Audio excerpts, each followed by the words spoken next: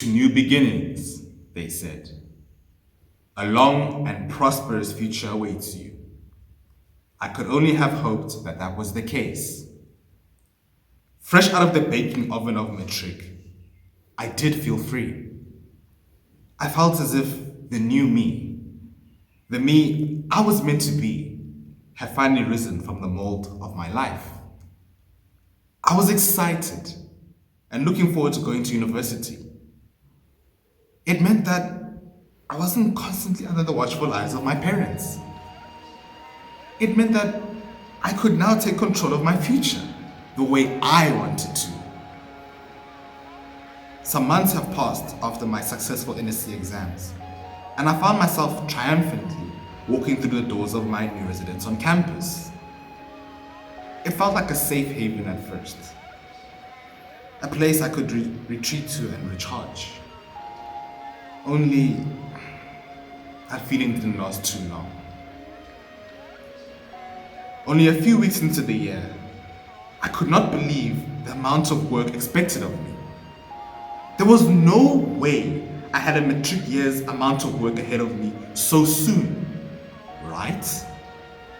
I was perplexed and found myself questioning, how are our lectures able to get away with such a heinous crime?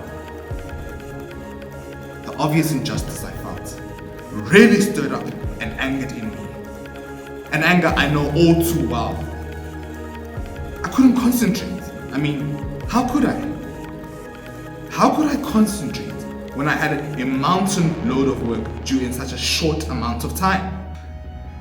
I decided to swallow my pride. I had no other choice really. The best thing I could do for myself was to record all my due dates on my calendar, to try to take back control of my work, instead of it having its tight claws around my neck. But hey, my work's due in a few days. I've got time to chill and take some much needed time for myself. This was the worst decision I could have ever made. With all the work that piled up, I felt stressed, demotivated, and I just wanted to give up. I was alone, lost. There was no more light left in my world. You see, I had believed that I was the only one suffering on this path. Little did I realize that this had been the reality for not just me, but for my fellow friends and classmates. I came to terms with this. The me I had dreamed to be was no longer. I am now simply the result of deteriorating mental health.